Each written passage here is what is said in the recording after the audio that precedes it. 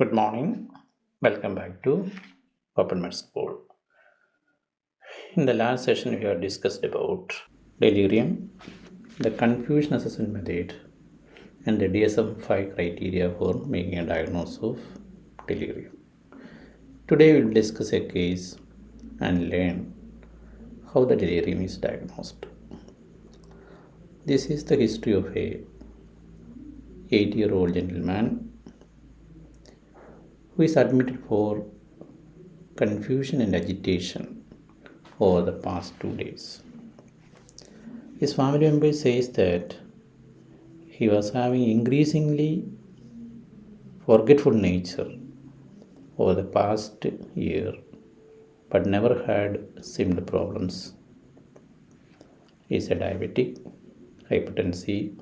The initial assessment, he appeared disoriented, agitated, and was inattentive during the interview.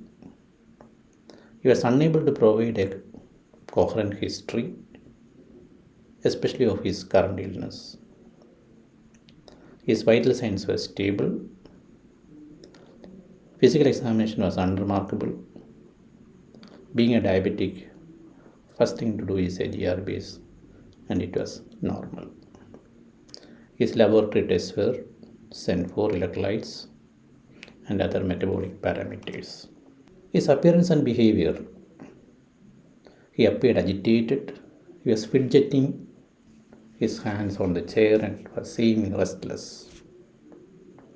His speech and language was rapid and often interrupts himself in the mid-sentence. He looks anxious. His affect was labile, shifting rapidly from tearfulness to irritability. His thought was fragmented, and many times he had tangential responses. His perception, there is nothing to suggest hallucinatory behavior or nothing to suggest delusions. Thought process, he was having a disorganized thought. His answers were not appropriate. The cognitive function, he had difficulty in sustaining attention and unable to count backwards 7 from 100.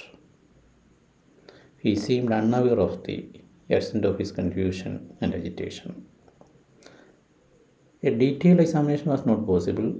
This is what was understood from the quick mental status examination. Any patient coming with altered mental status, you had to think about delirium, one of the cognitive disorder, and the easiest test or assessment you can do at the bedside is the calm assessment or confusion assessment method. The first criteria, acute onset and fluctuating course. Definitely 2 days back he was normal and his course was fluctuating, as evidenced by the fact that in between patient was normal and sometimes he was agitated. So the first criteria is satisfied. Second criteria is inattention. He had significant inattention. He was unable to sustain his attention and he was unable to perform 100-7, indicating there is an inattention. The third or fourth criteria, either one should be satisfied. His level of consciousness, that is the fourth one, definitely he is having agitation time sometimes, that is he is hyper alert at some time, and sometimes he is drowsy and lethargic. So the fourth criteria is satisfied. And his thinking process also abnormal. His response were fragmented. He was unable to answer properly. So he has got disorganized thinking also. So the calm criteria all are satisfied, and definitely can say the patient has got delirium. Coming to DSM-5, the first criteria is disturbance in attention, that is feature 2 of calm. Second is the disturbance develops over a short period of time, that is feature of calm, criteria 1, that was also present here. Third is there should be an additional disturbance in cognition. So here patient had disorder of thinking, he has got inattention. So definitely you can say The third criteria is also satisfied. The fourth one is he should not be due to a pre-existing condition. Even though he is having some memory problem, this sort of memory confusion, behavioral problem, and his drowsiness was not due to or is not due to the pre-existing medical disorder. So that is also satisfied. And fifth one is this should be a physiological consequence of a medical disease.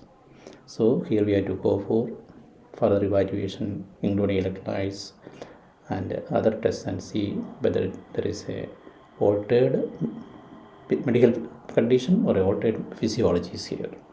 So by DSM-4 and by calm assessment, this patient has got a evidence of delirium. So in conclusion, so calm and DSM-5 can be easily applied, and this patient is found to be having delirium, and he needs further diagnostic evaluation and appropriate medical interventions to address the underlying disease that has produced the delirium rather than managing the delirium itself.